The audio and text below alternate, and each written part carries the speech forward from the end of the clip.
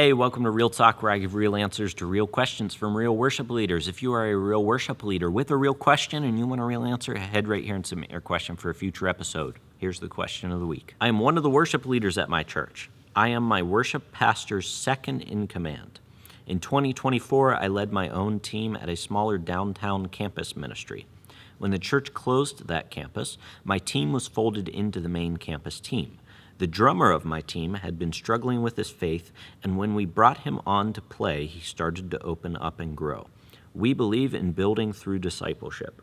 Well, the worship pastor told me today that we need to have a meeting with the drummer of my team because the drummer is getting married and is currently cohabitating with his fiance.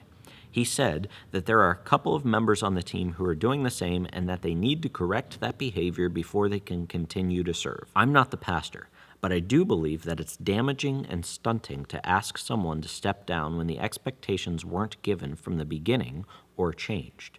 The drummer has been serving our church since October 2024, and as of writing this, it's almost March 2025. Note that I have a huge heart for the hurt and fallen, and sometimes have a different way of leading a reaching people that leadership of the church can't do. Words from my pastor about me, not mine. With that being said, how would you handle this situation? First of all, I'll commend you on your heart for the hurt and the fallen. I hear you when you say that. At the same time, you're not going to like my answer to this question. Because I agree with your worship pastor. And I just want you to hear a few things that you said. First of all, you said, I am my worship pastor's second in command. Second of all, you said, I'm not the pastor. And so I point that out because I want you to trust your pastor to do his job. And we'll talk about, talking to him to explain this to you. But this is a pastoral decision. Church discipline is a pastoral decision. And this is ultimately, this is church discipline. And honestly, I agree with your pastor that this needs to be done. And I get the feeling that I'm trying to read between the lines because I get the feeling you don't agree with it, obviously. But I couldn't tell if it was that, or you also talk about, I don't want to change the expectations that I didn't give at the beginning. Like things have changed now. And I would just say, just because you didn't set the appropriate expectations up front doesn't mean that it's bad to change them, especially when it comes to like a moral thing. Now, if it was like, hey, we're going to memorize our music or something, and we didn't have that expectation before, but now that you're at the main campus, now you need to memorize your music, I would probably I definitely would be more lenient with that and have a plan to work people in to this. But when it comes to moral things, it's not like, hey, you've got 6 months to get this right. It's like you're either living with your fiance or you're not. And perhaps part of the problem, I don't know, you didn't say it, but do you think that that's a problem? Do you think cohabitating with your fiance is wrong? If you don't, then I would talk to my pastor about whether that's right or wrong. If you do think that it's wrong, then it seems to me like you have a different philosophy of ministry than the other leaders in your church, which was revealed to me when you say I have a different way of leading a reaching people that the leadership of the church can't do. And I think you found that your leadership in your church appreciates that. However, there's also things that they're not going to compromise on, that being the moral expectations for the worship team. And we're not going to let people who are living in sin be on the worship team. And when I say that, I know we all make mistakes because I'm sure you're thinking, well, everybody makes mistakes. But there's a difference between making mistakes and living a lifestyle of sin where you've made a decision that, hey, we're going to live this way. In this case, living with someone that you're not married to. And so I think that this is a philosophy of ministry issue that you need to talk to your worship pastor about if you're serving under him. But I think you also need to submit to your worship pastor as they're pastoring the team in that way, because I agree that it is appropriate to ask someone to live up to a moral expectation.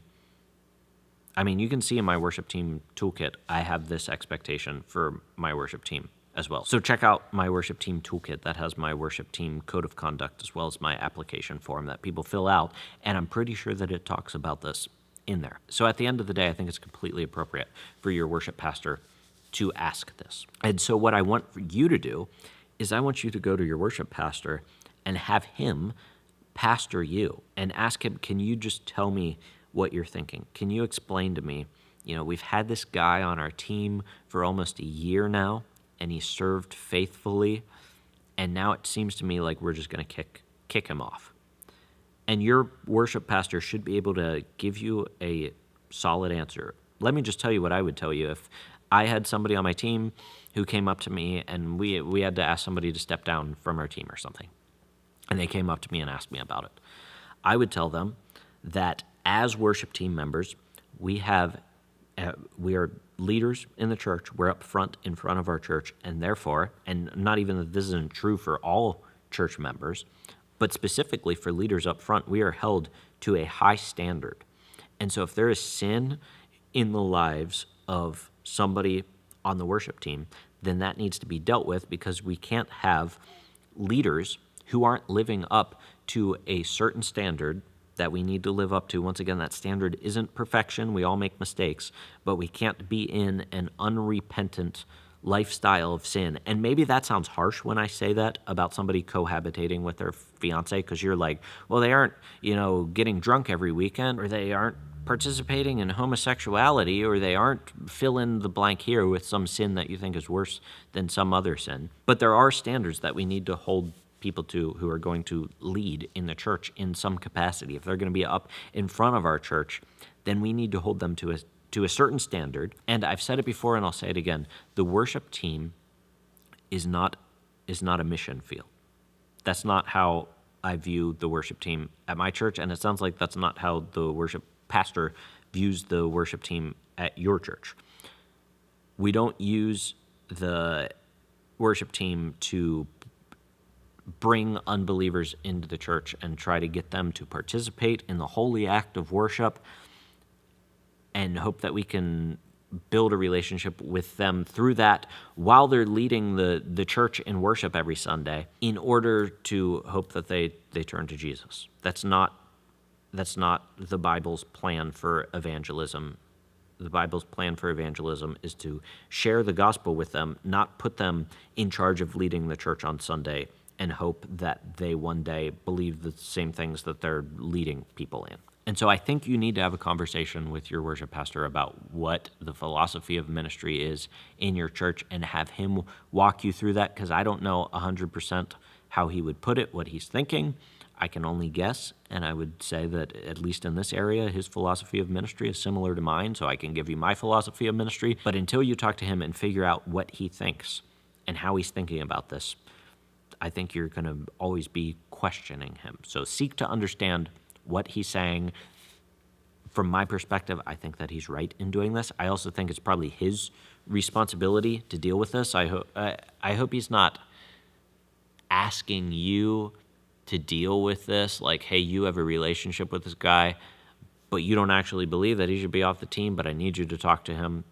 Like, he should be there as a part of that conversation, especially if you're struggling with the decision. Ask him to help you through navigating that. And guys, this is why it's so important for us to have a robust code of conduct, expectations for our worship teams when people first join the team, so that they know what expectations we're holding them to. And that's why I put together the worship team toolkit. I'll link it down in the description below.